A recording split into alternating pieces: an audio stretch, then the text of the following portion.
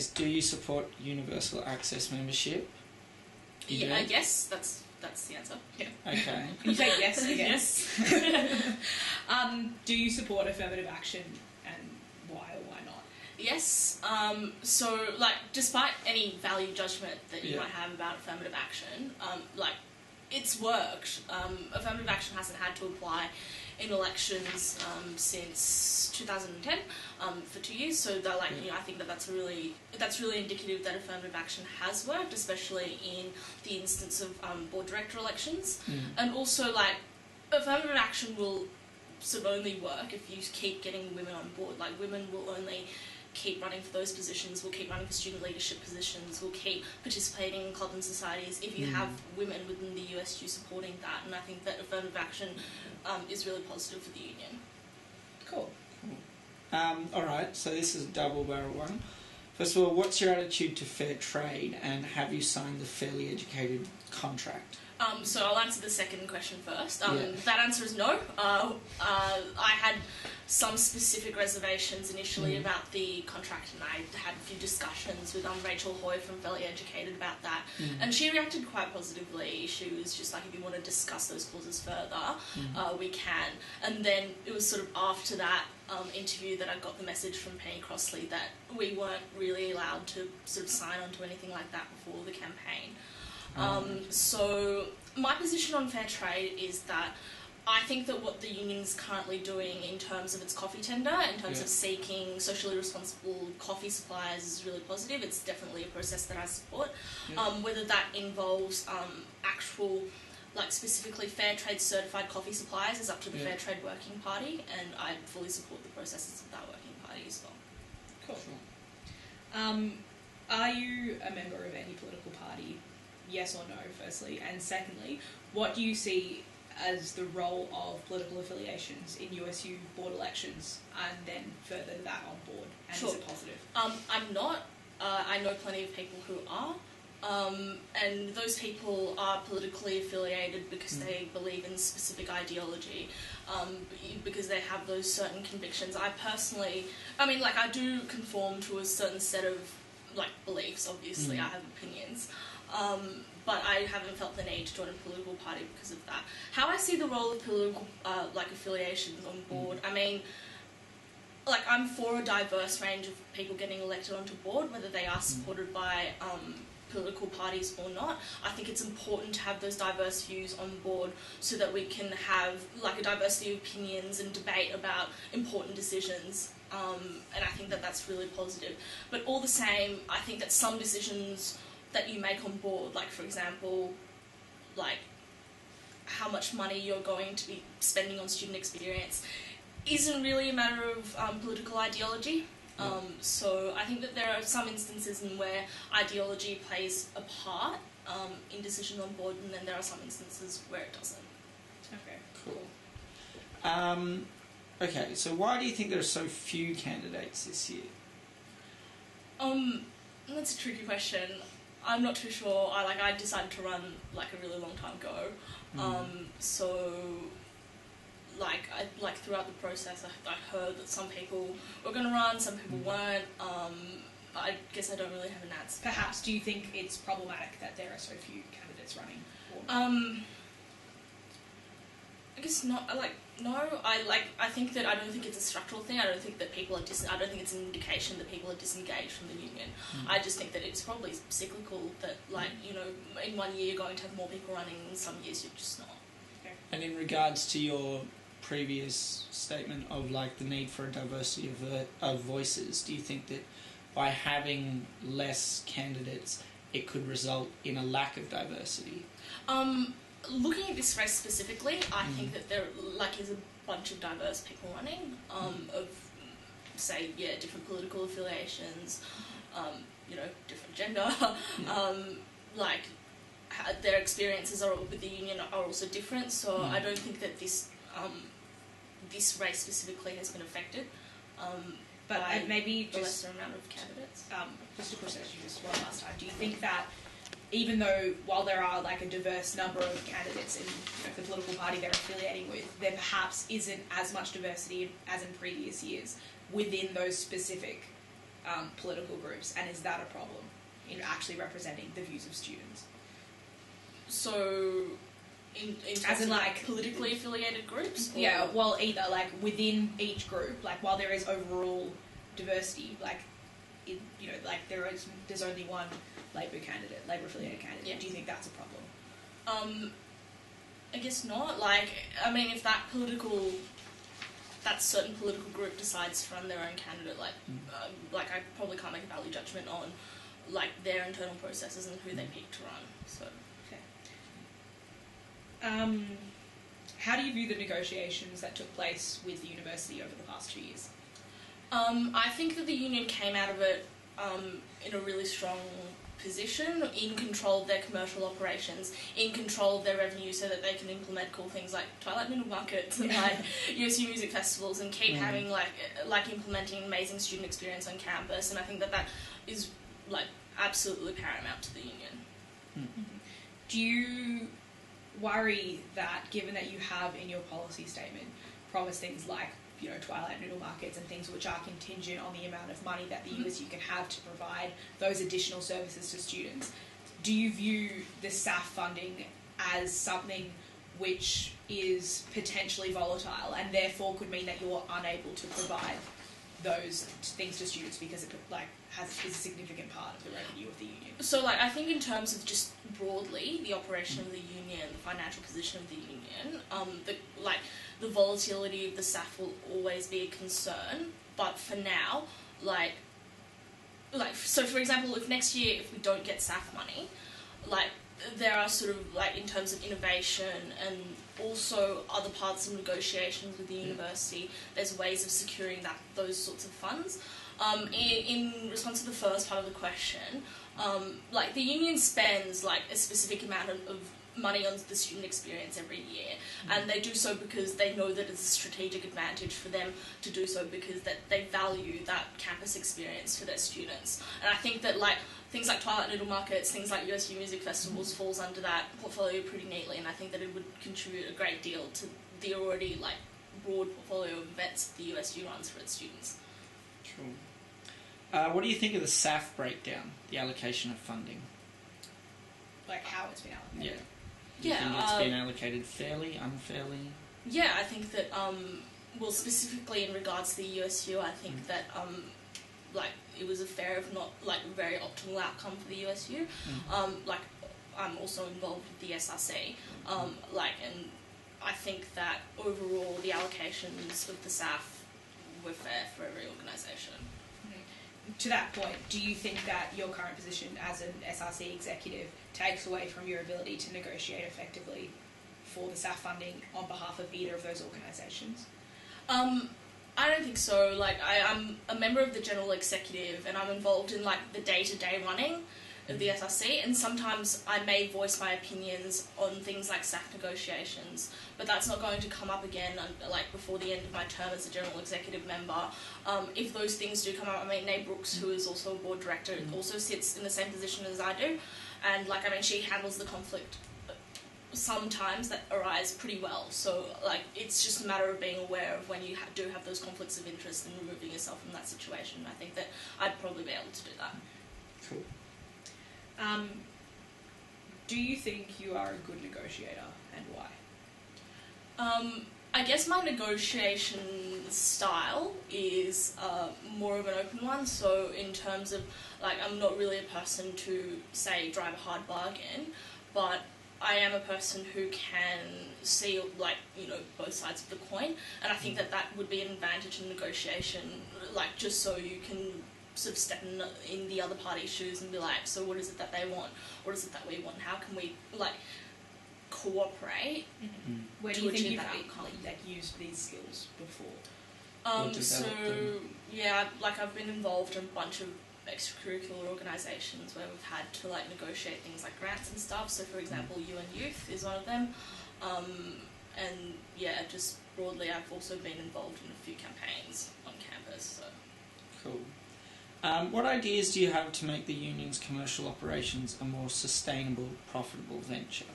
Okay, so I think that, the way I view it, there's sort of two ways that we can go about it. So the first way is innovation, which I think is really uber important for the union moving forward.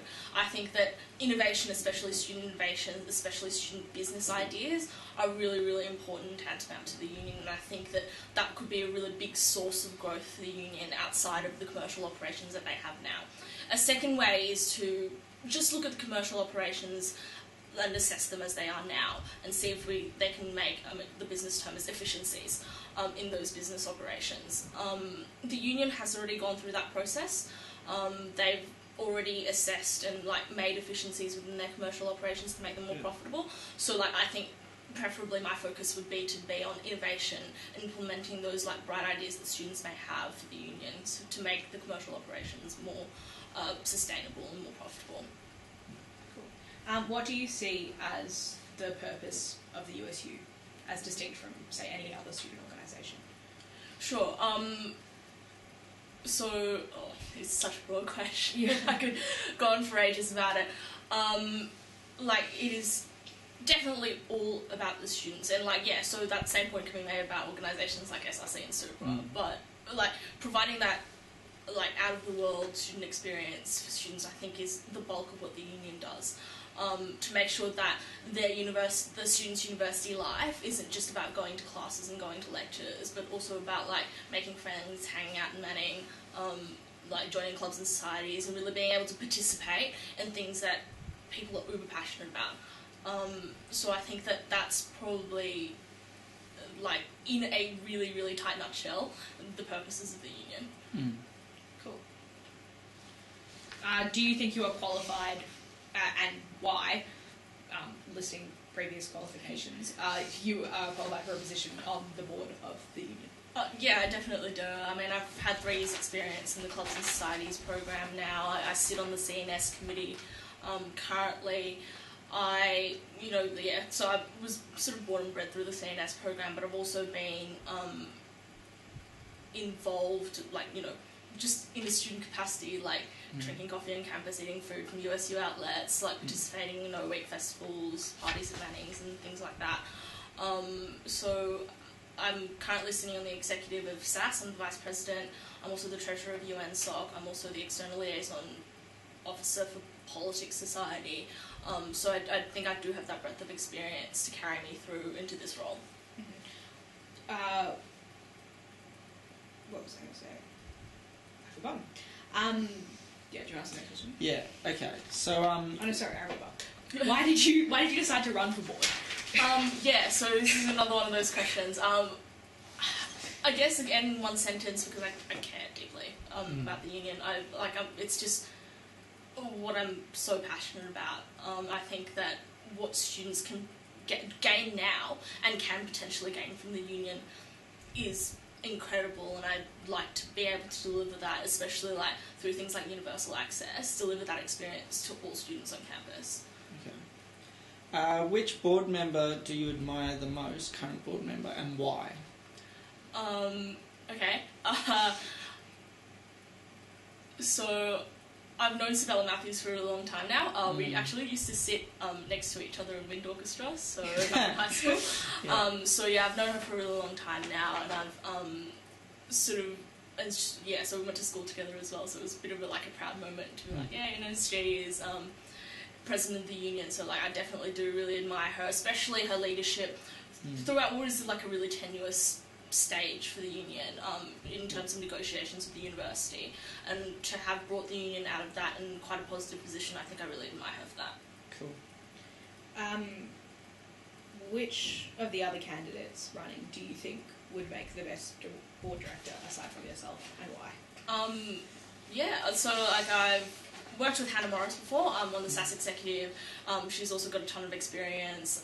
She has since resigned as campus culture director, but she has had experience in that. So it'd be really cool if I could work with her and figure out things the Thailand Indian markets and the USU music festival. I'm also good friends with Hannah, so I think it'd be really good to work with her on board. Cool. If you're elected, who will you vote for president? To be honest, it's not really my concern right now. I haven't really thought about it. like, what I'm focused on is, like, currently my campaign, my policies, how, like, the strategies that I can use to implement those policies if I do get elected. So, like, whatever the makeup of the executive over the next year, I'm going to try my darndest to implement those policies. I think that that's my priority. So you don't feel beholden, or that there is an implicit kind of expectation that you will vote for any one candidate if you're elected? Yes, so I think you're referring in that instance that Astra Advantage is helping me out.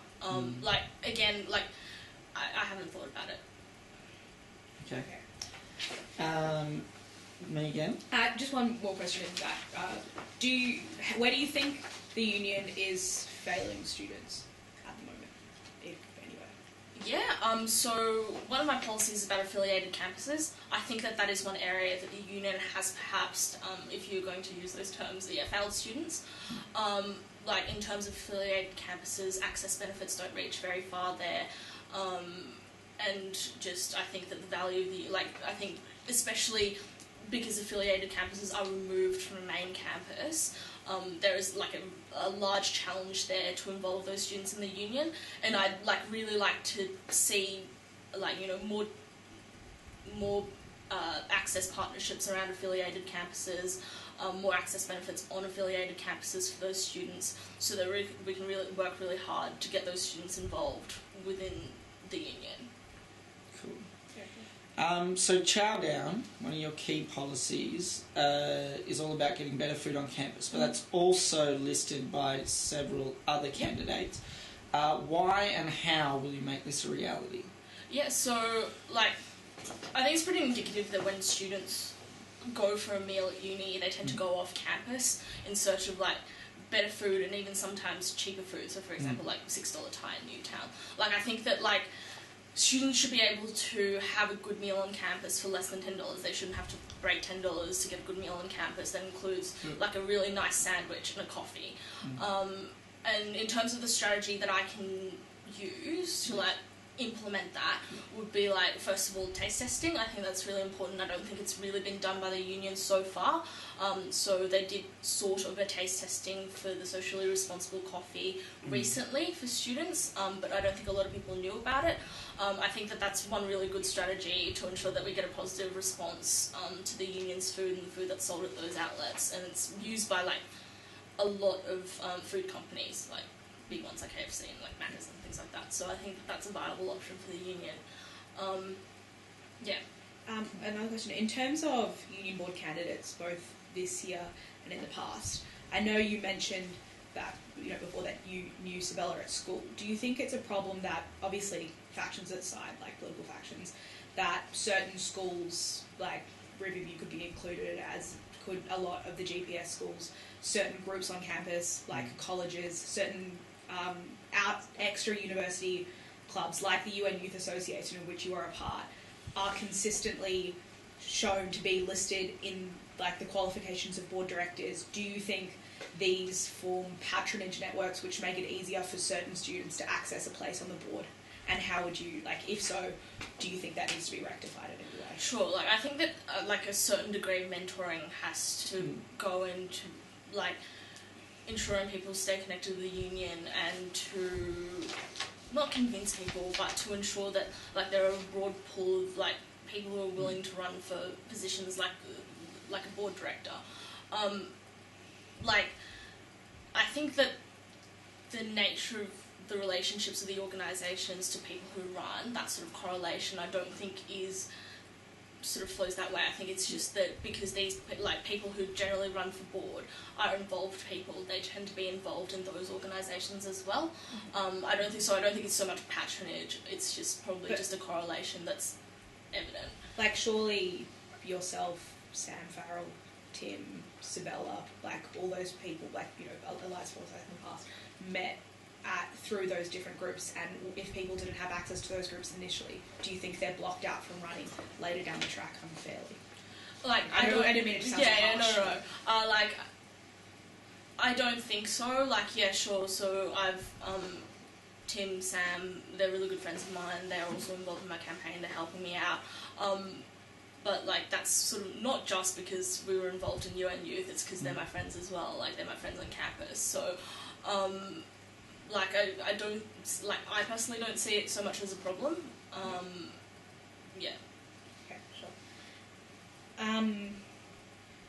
Do you see a potential problem in what has sort of occurred over the past year in the independent candidates forming somewhat of their own block on campus? Do you now think there is a difference between potentially small I independents and large I independents? And do you see that as a problem in asserting yourself as an independent candidate? Okay, so like in terms of the independence movement, like I've been to the National Union Students National Conference before, so like I can see how there is a difference between the independents who attend that conference and the independents who are present on campus at USyd.